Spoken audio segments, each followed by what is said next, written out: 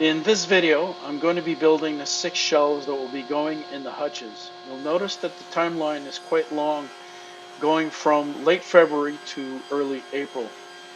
Now, it's not that I was not working very quickly, or actually quite the contrary. It's just that I decided to work on shelves, doors, and the backing for the hutches all at once. I bit a bit too much that I could actually chew. Building the shelves was pretty straightforward. I started by cutting strips of plywood 3.5 inches wide and then cut them to length.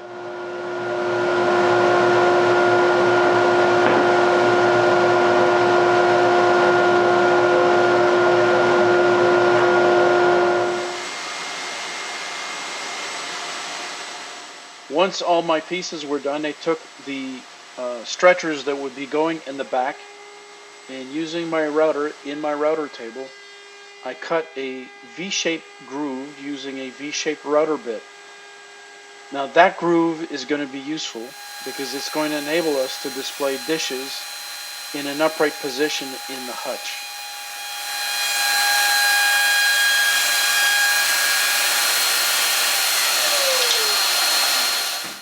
Well, making good progress today. Alright, so I've got all my pieces cut and I've put the groove on the back of each of the shelves, the shelf pieces. So I have 12 stiles, 12 rails, 6 of those stiles have the groove.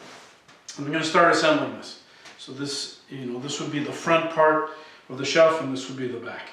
Now, what I'm going to do is I'm going to use my new best friend, which is my DowelMax, to bore some dowel holes in these pieces and do the assembly. One of the reasons why, like these pieces are 3.5 inches wide, one of the reasons is that my DowelMax is actually 3.5 inches wide as well. So I'm going to be able to put 5 dowels on each of these joints, which is going to make it super strong and be able to accommodate whatever weight we put on it. It's never going to be an issue. Now the way DowelMax works, for those of you that haven't seen either another video or my previous video, is that you have to do a little bit of planning. So in this case, so for example, this joint, I want the joint to be flush on the top and flush on this edge. So I'm going to put a check mark here on both of these connections, and a check mark here, and a check mark here as well. And I'm going to put an X to identify the face where I want to bore my holes. Once I've got that done on all four sides, then I'll be able to drill my holes by matching the check marks with the check marks that are on the DowelMax itself. And when it's time to join this thing, it'll just fit like a glove. That's the beauty of this tool. Love it, love it, love it. All right, let's get drilling.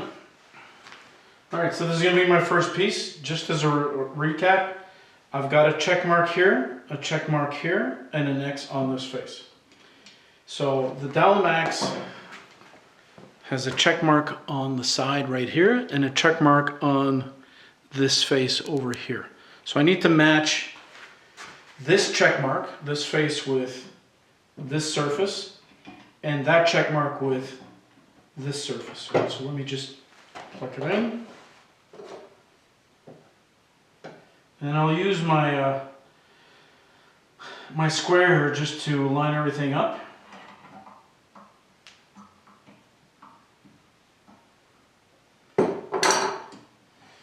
And that's the setup. Now, the next thing is just to drill all the different holes.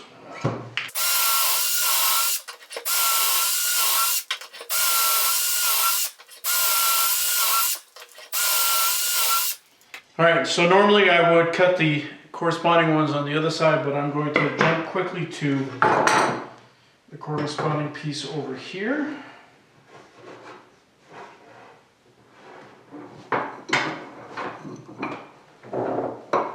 Alright, so in this case the check mark is here on this surface and on the top, and the X is over here. So I'm going to line it up. Same way I did with the previous piece. Use my square.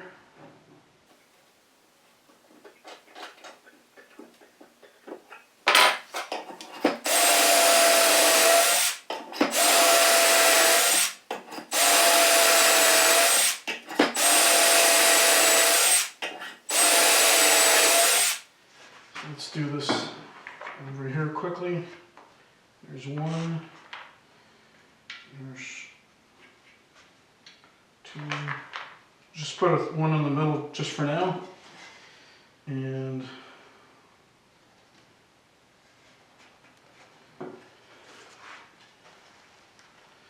okay, maybe I need to bore a little bit deeper, but I'm getting a perfect match in terms of flush here, flush here. It just needs to be a little tighter, but that will be easy to fix. Just love this tool. Just love it. All right, so just to show you, I adjusted the depth on the drill bit, and I've got all my holes cut for the very first of these shelves. So let me show you how this is going to work. Just had a couple of dowels on each of these joints, so I'm going to put them together very quickly, nice and flush, nice and tight.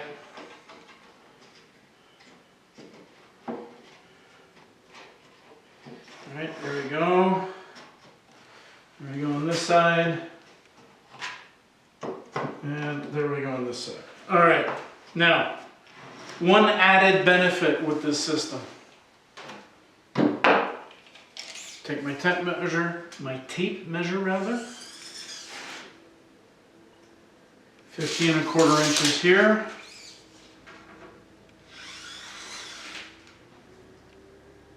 50 5/16, so 50¼ plus a 16. It's self-squaring. You really don't need to be worried about this. You just need to put it together, use the system. It's going to square everything up for you. It's fantastic. You might have been wondering why I did not build solid shelves. The reason is that I want the middle panel of the shelf to be in plexiglass.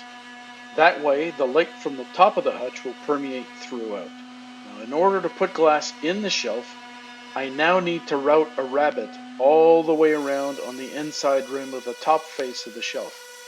Easiest way I found to do this was on my router table with a rabbeting bit. You need to account for extensive dust here. Wear protection, especially a mask if you have to do something similar.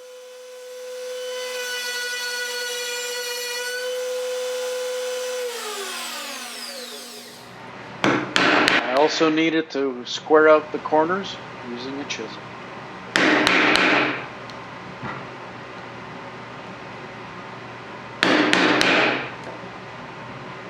So my shelves are almost ready to get sanded and get finished.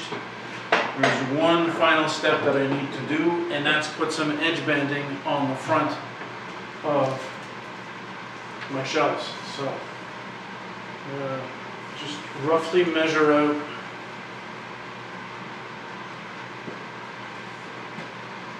give myself a little bit of loose, but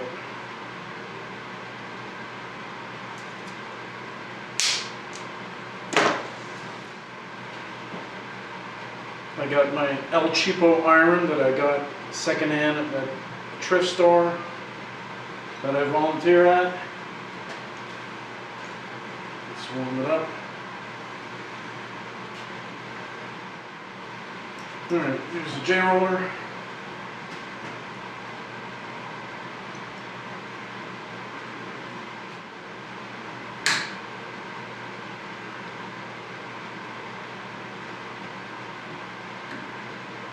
Off the ends.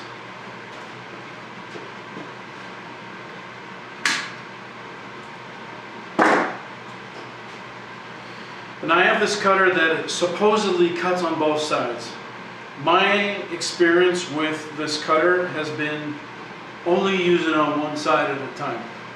So that's what I'm going to do here. Just going to place it.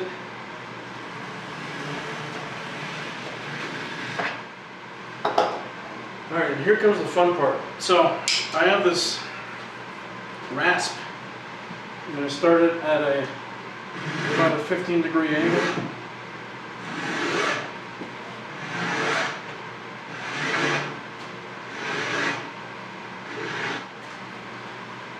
One sharp push on the bottom, a couple in the corner. More here. And that is good. A little bit of touch-ups, but I'm good to go here.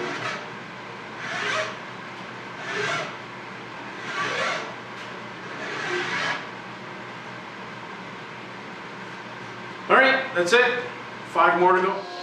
I published a video a couple of weeks ago on how to cut plexiglass with a SawStop, and I'll put a link to it below. By using a 1/4-inch backing, it makes for a very clean cut. You do need to run the saw on bypass mode, as the glass can trip the SawStop's safety mechanism.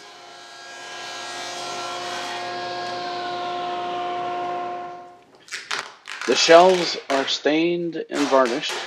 The plexiglass is cut to size, which means that I can now do some final assembly. First step, remove the protective film on one side of the glass.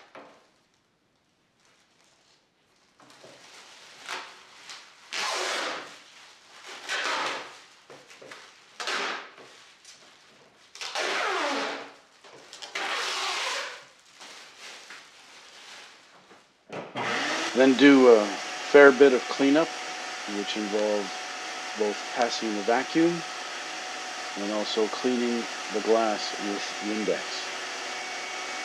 Why am I going through all this trouble? Well, I'm going to be using hot glue to hold the glass in place. So having a clean surface is pretty important here in order to get a good bond.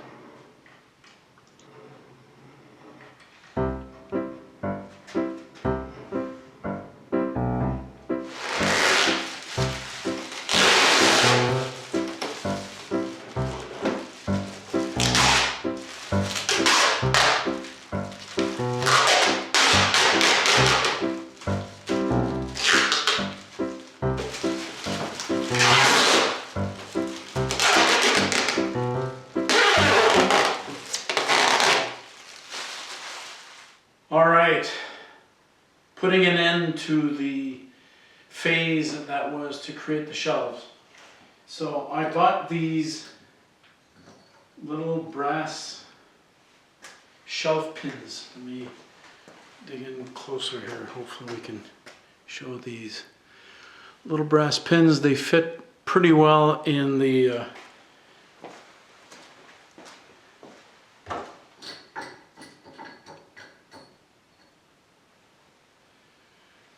holes, so just place them and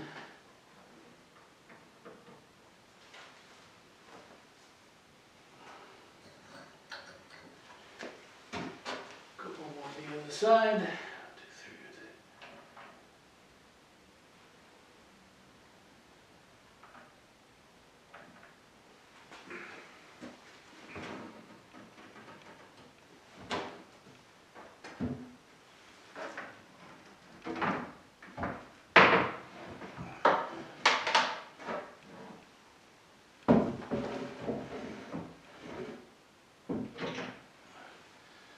And there we go.